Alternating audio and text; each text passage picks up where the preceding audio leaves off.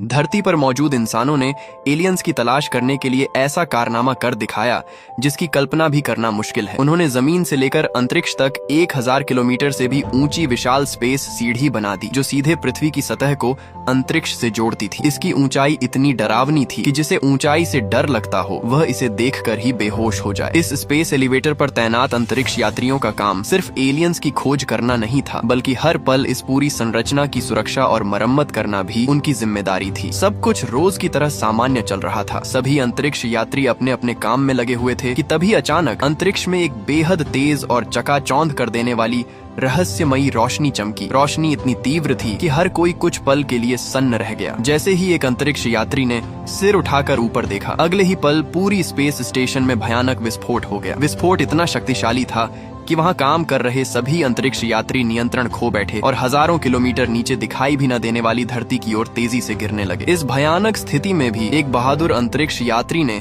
अपनी जान की परवाह नहीं की। वह किसी तरह बिजली नियंत्रण प्रणाली तक पहुंचा और पूरी ताकत लगाकर मुख्य स्विच बंद कर दिया ताकि इस दुर्घटना को रोका जा सके। लेकिन उसकी सारी कोशिशें बेकार साबित हुईं। विस्फोट लगातार बढ़ता गया और देखते ही देखते पूरा स्पेस स्टेशन तबाही में बदल गया। अगले ही पल विस्फोट की जबरदस्त लहर ने उस अंतरिक्ष यात्री को भी हवा में उछाल दिया और वह लाखों मीटर की ऊंचाई से धरती की ओर गिरने लगा। इतनी ऊंचाई से गिरने का मतलब था कि नीचे पहुंचने से पहले उसका शरीर पूरी तरह चकनाचूर हो जाएगा। ऊपर का वातावरण बेहद पतला था, इसलिए उसका शरीर हवा में तेजी से घूमने लगा। लगातार घूमते रहने की वजह से उसे भयंकर चक्कर आने लगे। उसकी सांसें तेजी से फूलने लगी और वह धीरे धीरे बेहोशी की हालत में पहुंच गया। लेकिन जैसे ही उसकी चेतना खत्म होने वाली थी, आखिरी क्षण में उसने पैराशूट का स्विच दबा दिया। पैराशूट खुलते ही उसका शरीर संतुलित हो गया और किसी चमत्कार की तरह वह जिंदा बच गया। पूरी स्पेस स्टेशन में वही अकेला जीवित बचा हुआ अंतरिक्ष यात्री था। शुरुआत में सभी को लगा कि यह सिर्फ तकनीकी खराबी या सुरक्षा में हुई किसी चूक की वजह से हुआ हादसा था, लेकिन जांच में सामने आया कि असली कारण कुछ और ही था। यह विनाशकारी दुर्घटना अंतरिक्ष से आई रहस्यमयी कॉस्मिक किरणों की वजह से हुई थी। इन किरणों ने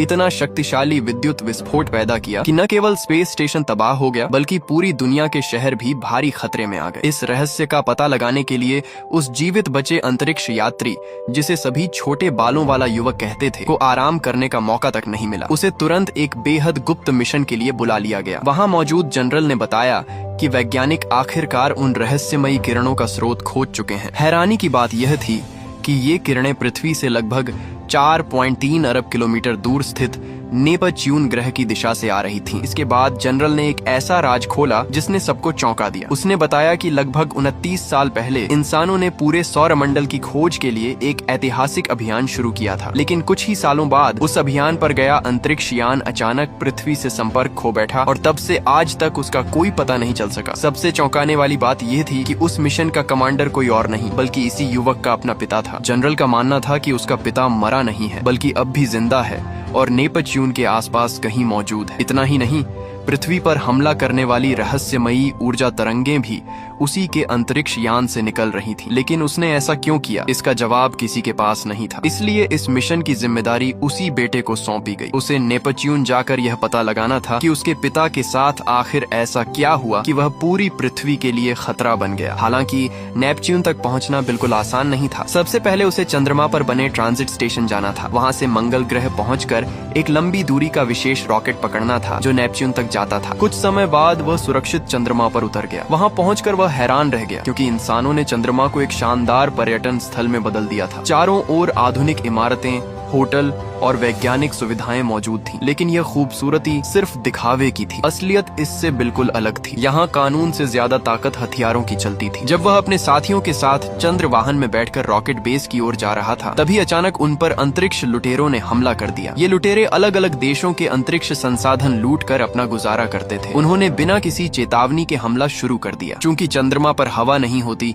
इसीलिए वहाँ कोई आवाज सुनाई नहीं देती। गोले फट रहे थे, वाहन टकरा रहे थे, लेकिन चारों तरफ सिर्फ खामोशी थी। ऐसा लग रहा था मानो मौत बिना आवाज किए हर तरफ दौड़ रही हो। इसके बाद चंद्रमा की सतह पर एक खतरनाक पीछा शुरू हो गया। एक एक करके सुरक्षा वाहनों को दुश्मन नष्ट करता चला गया। इसी दौरान एक गोली युवक के स्पेस सूट को छूती हुई निकल गई और उसमें छोटा सा छेद हो गया। अगर ये छेद थोड़ा भी बड़ा होता तो उसका शरीर कुछ ही सेकंड में अंतरिक्ष के निर्वात में खत्म हो जाता। जब उसने देखा कि दुश्मनों की संख्या लगातार बढ़ती जा रही है, तब मजबूरी में उसने अपने मारे गए साथी के शव को वाहन से बाहर फेंक दिया ताकि वाहन का वजन कम हो सके। इसके बाद उसने पूरी रफ्तार से रॉकेट बेस की ओर गाड़ी दौड़ाई, लेकिन दुश्मनों ने उसके वाहन को जोरदार टक्कर मार दी, जिससे उसका चंद्र वाहन नियंत्रण खो बैठा और एक विशाल गड्ढे में जा गिरा। सौभाग्य से रॉकेट बेस ने समय रहते उसकी लोकेशन पकड़ ली। वहां से तुरंत कई बैलिस्टिक मिसाइलें दागी गईं, जिन्होंने लुटेरों के ठिकानों पर सटीक हमला कर दिया। आखिरकार दुश्मनों को पीछे हटना पड़ा और युवक की जान बच गई। लेकिन उसके साथ आया बुजुर्ग अधिकारी इतना भाग्यशाली नहीं था। उसे गंभीर चोटें लगी थीं और अब उसकी मौत तय थी। आखिरी सांसें गिनते हुए उसने युवक को एक ऐसा राज बताया जिसने उसके पैरों तले जमीन खिसका दी। उसने कहा कि अंतरिक्ष कमांड मुख्यालय शुरू से ही उसे सिर्फ एक मोहरे की तरह इस्तेमाल कर रहा था। उनका असली मकसद उसके पिता को ढूंढना था। जैसे ही उसका पिता मिल जाएगा, उसके बाद बेटे की कोई जरूरत नहीं रहेगी और उसे भी खत्म कर दिया जाएगा। वहीं उसके पिता को भी इसलिए मार दिया जाएगा क्योंकि उन्हें पृथ्वी के लिए खतरा माना जा रहा है। मरने से पहले बुजुर्ग ने उसे चेतावनी दी कि नेपच्यून की यात्रा के दौरान किसी पर भी आंख बंद करके भरोसा मत करना। जो भी इस गुप्त सच्चाई को जानता है वह तुम्हारी जान का दुश्मन बन सकता है। अपने साथी को खोने के बाद वह भारी मन से रॉकेट में सवार हुआ और मंगल ग्रह की ओर निकल पड़ा। मंगल इंसानों का सबसे दूर स्थित अग्रिम अंतरिक्ष अड्डा था, जहां तक पहुंचने में 20 दिनों से भी ज्यादा समय लगता था। रॉकेट चंद्रमा की सतह छोड़कर अंतरिक्ष में आगे बढ़ने लगा। पूरे सफर के दौरान उसके मन में सिर्फ एक ही सवाल घूम रहा था, आखिर उसके पिता ने ऐसा क्या देखा था कि उन्होंने पृथ्वी से हमेशा के लिए संपर्क तोड़ दिया और अब नेपच्यून से ऐसी रहस्यमय किरणें भेज रहे हैं जो पूरी मानव सभ्यता को खत्म कर सकती हैं। यात्रा के दौरान उसने वह गुप्त वीडियो चलाया जो मरने से पहले बुजुर्ग ने उसे दिया था। वीडियो में उसका पिता बेहद थका हुआ और मानसिक रूप से अस्थिर दिखाई दे रहा था। उसकी बातें साफ नहीं थीं और ऐसा लग रहा था कि वह अपनी समझ खो चुका है। वीडियो के आखिर में उसने खुद अपने सभी संचार उपकरण बंद कर दिए और उसी पल से उसका अंतरिक्ष यान हमेशा के लिए पृथ्वी से गायब हो गया। अब पूरे 13 साल बीत चुके थे और किसी को उसकी कोई खबर नहीं थी। युवक अभी इसी रहस्य के बारे में सोच ही रहा था कि अचानक उसके अंतरिक्ष यान को आसपास से एक आपातकालीन सहायता संकेत मिलने लगा। यह सिग्नल लगातार मदद की गुहार लगा रहा था, जिससे पूरे जहाज का माहौल एक बार फिर तनाव से भर गया। उधर अंतरिक्ष यान को लगातार वही आपातकालीन सहायता संकेत मिलता रहा। जहाज का कप्तान बार बार दूसरी तरफ संपर्क करने की कोशिश करता रहा, लेकिन सामने से कोई जवाब नहीं आया। इसके बावजूद संकट का सिग्नल लगातार चमक रहा था। छोटे बालों वाला युवक इस मामले में समय बर्बाद नहीं करना चाहता था। उसका मानना था कि उनके पास एक बेहद गुप्त और महत्वपूर्ण मिशन है, इसलिए बिना रुके सीधे मंगल की ओर बढ़ना चाहिए। लेकिन कप्तान का कहना था कि अगर कहीं कोई इंसान जिंदा हो और मदद का इंतजार कर रहा हो तो उसे छोड़कर आगे बढ़ना सही नहीं होगा। संभव है कि उनका जहाज भी उन्हीं रहस्यमयी कॉस्मिक किरणों से प्रभावित हुआ हो जिन्होंने पृथ्वी और स्पेस स्टेशन को तबाह किया था। आखिरकार कप्तान ने फैसला लिया कि वे पहले उस जहाज की जांच करेंगे। उनका अंतरिक्ष यान धीरे धीरे मदद के संकेत वाली दिशा में बढ़ने लगा। वहां पहुंचकर कप्तान ने स्पेस सूट पहना और जांच के लिए दूसरे जहाज में प्रवेश करने की तैयारी की। लेकिन उन्हें बिल्कुल भी अंदाजा नहीं था कि जिस दरवाजे को वे खोलने जा रहे हैं वही उनके लिए मौत का दरवाजा साबित होने वाला है। कुछ ही देर बाद उन्होंने उस रहस्यमयी अंतरिक्ष यान को अपनी आंखों के सामने देखा। वह पूरी तरह शांत था, लेकिन उसका आपातकालीन सिग्नल अब भी लगातार प्रसारित हो रहा था। कप्तान ने कई बार रेडियो पर संपर्क करने की कोशिश की, मगर अंदर से कोई उत्तर नहीं मिला। आखिर उन्होंने खुद अंदर जाकर सच्चाई जानने का फैसला किया। जैसे ही कई सालों से बंद पड़ा एयरलॉक खोला गया, दोनों अंदर दाखिल हुए। ये जहाज कुल 26 लोगों के दल के लिए बनाया गया था, लेकिन अंदर का नजारा देखकर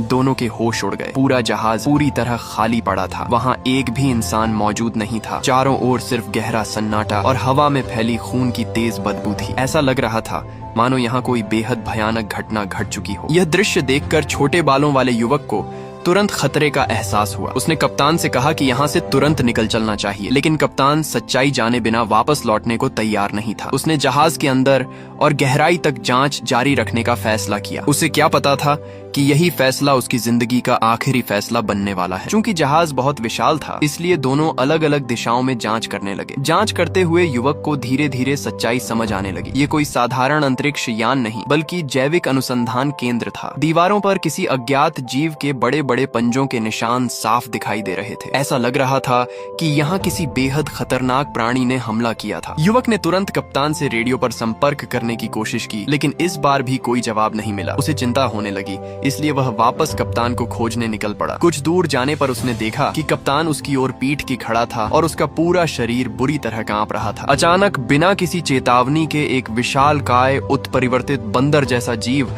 अंधेरे से निकलकर युवक पर टूट पड़ा। उसने बेहद हिंसक तरीके से हमला शुरू कर दिया। जान बचाने के लिए युवक ने पूरी ताकत से अपने हथियार का इस्तेमाल किया और किसी तरह उस दानव को बेहोश कर दिया। इसके बाद वह तुरंत कप्तान के पास पहुंचा, लेकिन तब तक बहुत देर हो चुकी थी। कप्तान का शरीर बुरी तरह नोचा जा चुका था और वह लगभग पहचान में भी नहीं आ रहा था। स्थिति की गंभीरता समझते हुए युवक किसी तरह घायल कप्तान को खींचकर एयरलॉक तक लाया और आखिरी क्षण में दरवाजा बंद कर दिया। लेकिन उसे पता था कि अगर वह जीव जिंदा रहा तो यह खतरा आगे भी बना रहेगा, इसलिए उसने एयरलॉक का दबाव पूरी तरह खत्म कर दिया। कुछ ही सेकंड में अंतरिक्ष के निर्वात ने उस उत्परिवर्तित जीव को मार डाला। इसके बाद वह अपने जहाज में लौट आया। कप्तान अब दम तोड़ चुका था। अंतरिक्ष यात्रियों की परंपरा के अनुसार उसने अपने कप्तान के शव को सम्मान पूर्वक अंतरिक्ष में अंतिम विदाई दी, लेकिन उसके पास शोक मनाने का समय नहीं था। उसके सामने इससे भी बड़ा मिशन था, मंगल ग्रह पहुंचकर वर्षों से लापता अपने पिता का पता लगाना। इसी दौरान पृथ्वी की हालत लगातार बिगड़ती जा रही थी। रहस्यमयी कॉस्मिक किरणें बार बार पृथ्वी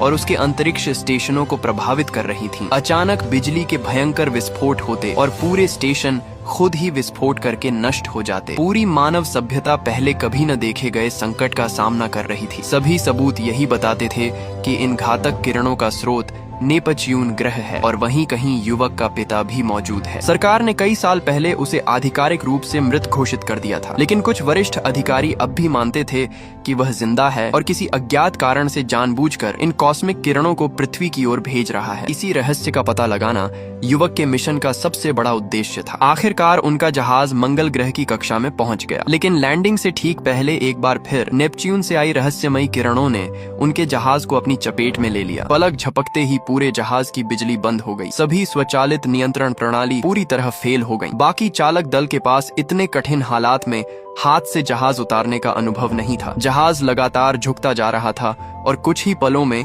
वह मंगल की सतह से टकराकर नष्ट हो सकता था। सभी लोग घबरा चुके थे। तभी छोटे बालों वाले युवक ने आगे बढ़कर जहाज की कमान अपने हाथों में ले ली। उसने पूरी हिम्मत और अनुभव का इस्तेमाल किया। आखिरी कुछ सेकंड में उसने जहाज को संभाल लिया और सफलतापूर्वक मंगल के स्पेस स्टेशन के डॉकिंग पोर्ट पर उतार दिया। मंगल पहुंचने के बाद वह सीधे संचार केंद्र गया। वहां मौजूद कर्मचारियों ने उसे पहले से तैयार किया गया आधिकारिक संदेश पढ़ने के लिए दिया, ताकि वह नेपच्यून की दिशा में अपने पिता से संपर्क कर सके। उसने निर्देशों के अनुसार संदेश भेजा, लेकिन हमेशा की तरह कोई जवाब नहीं मिला। उसे पहले से ही इसकी उम्मीद थी। आखिर 13 साल से पृथ्वी का नेपच्यून से कोई संपर्क नहीं हुआ था। ऐसे में उसके पिता के जिंदा होने की उम्मीद लगभग खत्म हो चुकी थी। लेकिन इस बार उसने तय किया कि वह सिर्फ सरकारी संदेश नहीं पढ़ेगा। उसने कागज एक तरफ रख दिया और दिल से बोलना शुरू किया। उसने अपने पिता को याद करते हुए बचपन की बातें सुनाई, उनके साथ बिताए खूबसूरत पलों का जिक्र किया और कहा कि वह आज भी उनसे उतना ही प्यार करता है जितना बचपन में करता था। उसकी आवाज में दर्द, अकेलापन और वर्षों की तड़प साफ महसूस हो रही थी। बोलते बोलते उसकी आंखें भर आईं, लेकिन फिर भी दूसरी तरफ से कोई जवाब नहीं आया। उस खामोशी ने उसे अंदर तक तोड़ दिया। वह गुस्से,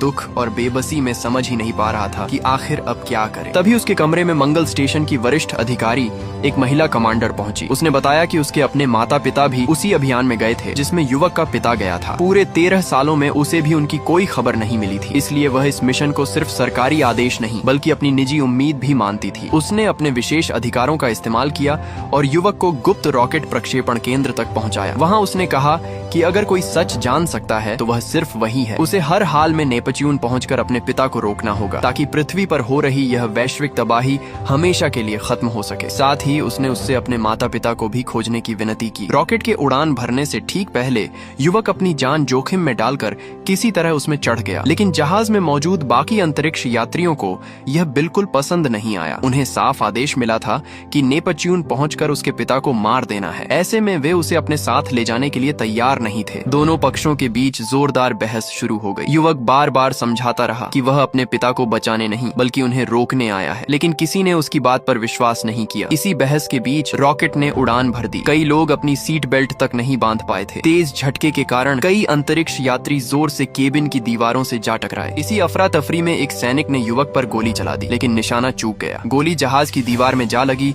और वहां बड़ा छेद हो गया। तुरंत जहाज की ऑक्सीजन तेजी से बाहर निकलने लगी। कुछ ही क्षणों में एक एक करके सभी अंतरिक्ष यात्री दम घुटने से मरने लगे। यहाँ तक कि जहाज का कप्तान भी अपनी जान नहीं बचा सका। कुछ ही मिनटों में पूरा जहाज लाशों से भर गया। ये सब अपनी आंखों के सामने देखकर युवक अपराध बोध से टूट गया, लेकिन अब वापस लौटने का कोई रास्ता नहीं था। आखिरकार वह अकेला ही उस विशाल अंतरिक्ष यान का एकमात्र जीवित इंसान बचा और उसने अकेले नेपच्यून की ओर यात्रा जारी रखी। अब उसका सिर्फ एक ही लक्ष्य था, हर हाल में अपने पिता को रोकना और पूरी मानव जाति को विनाश से बचाना। अब छोटे बालों वाले युवक के सामने सबसे कठिन सफर था। उसे नेपच्यून तक पहुंचना था, जहां से रहस्यमयी कॉस्मिक किरणें लगातार पृथ्वी की ओर भेजी जा रही थी। इस यात्रा में इतना लंबा समय लगना था कि उसे महीनों तक पूरी तरह अकेले रहना पड़ता। इस अंतहीन सफर में उसका सबसे बड़ा दुश्मन कोई इंसान या एलियन नहीं, बल्कि अकेलापन था। दिन बीतते गए और धीरे धीरे उस पर मानसिक दबाव बढ़ने लगा। जब उसका जहाज शनि ग्रह के पास से गुजर रहा था, तब उसका मन पूरी तरह बिखरने लगा। उसके दिमाग में लगातार एक ही सवाल गूंजने लगे, मैं कौन हूँ, मैं यहाँ क्यों हूँ, मैं आखिर जिंदा क्यों हूँ। ये सवाल उसके भीतर तूफान की तरह उठने लगे। चारों ओर सिर्फ अंतहीन अंधेरा था, न कोई आवाज, न कोई इंसान और न ही जीवन का कोई निशान। उसी समय उसे पहली बार एहसास हुआ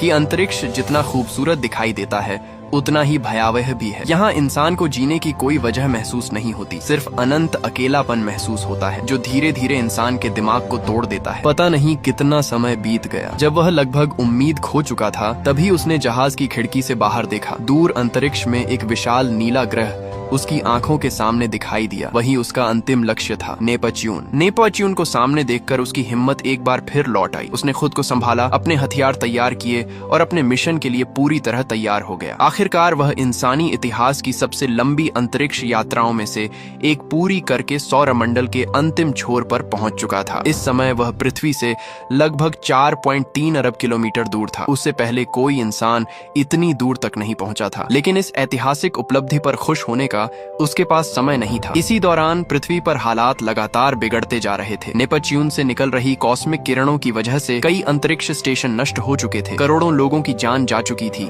और पूरी मानव सभ्यता अस्तित्व के सबसे बड़े संकट से गुजर रही थी। वर्षों की जांच के बाद अंतरिक्ष एजेंसी इस नतीजे पर पहुंची थी कि इन घातक किरणों का स्रोत नेपच्यून के आसपास ही मौजूद है। इसलिए युवक का असली मकसद सिर्फ अपने पिता को ढूंढना नहीं था, बल्कि पूरी मानव जाति को बचाना भी था। कुछ लोगों का मानना था कि उसका पिता बहुत पहले मर चुका है, जबकि कुछ का विश्वास था कि उसे एलियंस ने अपने कब्जे में ले लिया है और उसी वजह से वह पृथ्वी पर ये विनाशकारी किरणें भेज रहा है। नेपच्यून की कक्षा में पहुंचते ही उसने अपने बड़े जहाज को ऑटो पायलट पर छोड़ दिया और एक छोटे स्पेस पॉड में बैठकर नेपच्यून के चमकीले नीले छल्लों के बीच अपने पिता के जहाज की तलाश शुरू कर दी। लेकिन यह काम समुद्र में एक बूंद खोजने जैसा था। इतने विशाल अंतरिक्ष में उसके पास न तो कोई सही दिशा थी और न ही उसके पिता के जहाज का कोई सक्रिय सिग्नल। तभी अचानक एक बार फिर वही रहस्यमयी कॉस्मिक किरणें उसके छोटे यान से टकराईं। इस बार नुकसान के साथ साथ उसे एक फायदा भी हुआ। किरणों की दिशा का पीछा करते करते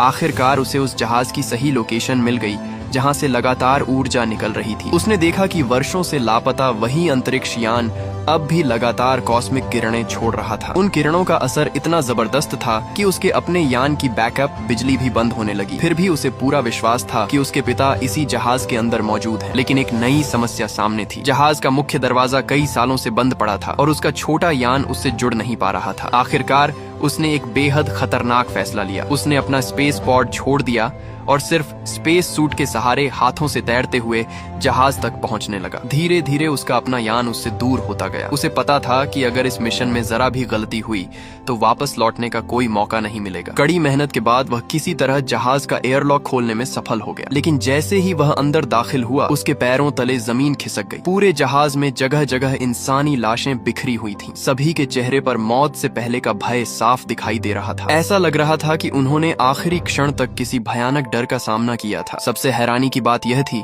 कि जहाज के अधिकतर सिस्टम अब भी चालू थे और बाहर की ओर कॉस्मिक किरणें लगातार छोड़ी जा रही थीं। उसने बिना समय गंवाए अपने साथ लाया हुआ परमाणु बम जहाज के मुख्य हिस्से में लगा दिया। उसका इरादा साफ था, जहाज को पूरी तरह नष्ट करके हमेशा के लिए इन किरणों का अंत कर देना।